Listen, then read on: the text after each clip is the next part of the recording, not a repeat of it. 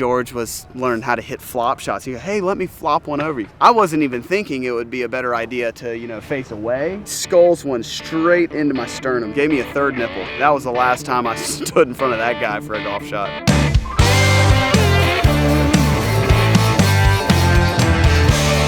My pops got me into golf at a pretty young age. He was a really good player, so he just kind of led me and my brother and my sister all into the game at a really young age, and he had a junior golf academy, so there was always a bunch of juniors that were running around. I think that kind of built a little bit of that competitiveness. He didn't really force it on us or anything. I think that's probably the reason we stuck with it so long. Obviously, the state of South Carolina means a lot to me, being where I was born. If I could have picked one tournament on the schedule, obviously I think I would take a major over the Heritage, but if there was one on the schedule that I was just looking forward to competing in, I didn't even have dreams of winning it really as a kid, but for that to be the first PGA Tour victory in my home state and having all my friends and family there, it was just so special. And obviously you're never going to forget winning a PGA Tour event, but that was memorable for sure. Our content creation, when we started, it was more of just figure out a way to get clicks, a little viral, fun, crazy, trick shot type stuff. And then it morphed more into, hey, you want a reason for your audience to come back. There has to be a little bit of personality, a little better storytelling. When we were doing the trick shot stuff, it was these 1 to 2 minute clips max, and now I see the importance of longer form. There's definitely more marketability behind that. The 100K plaque is pretty cool. It was just something we started a long time ago for fun. And then I got my tour card. I kind of forgot about it completely. George cranked it back up a little bit before the quarantine started.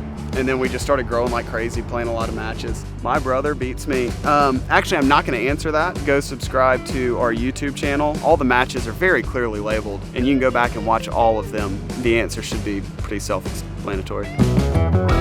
Being a dad on tour, that's a tough proposition. We had our first one right when I had shoulder surgery, so I got to spend the whole first year with my daughter, and that was amazing. And then we had our second one, and 2 was a life-changing deal. With COVID and all that stuff, it was just made it a little more difficult for the family to travel, and thank goodness for FaceTime. I don't even know how people did it 30, 40, 50, 60 years ago before you could really have easy, accessible contact. It makes it tougher to leave when your 2-year-old looks at you and says, can I come with you, Daddy? Can I go to the golf course? And then I'll call her after a round. She goes, did you have a good day at the golf course, Daddy? The answer is usually no, Hadley. It was pretty disappointing, but I love you.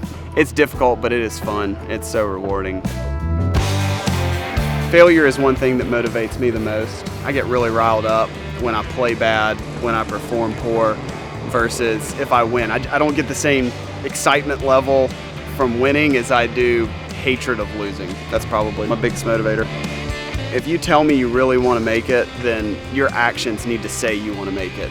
There shouldn't be a reason that you got people outworking you, the things that you actually can control. If you're doing a poor job with those things, that would probably bother me if I saw that out of somebody saying they wanted to make it. So just work hard, do your best, control all the things that you can control. And I mean, you only get one real good shot at it, so you better go all in if you're gonna go for it.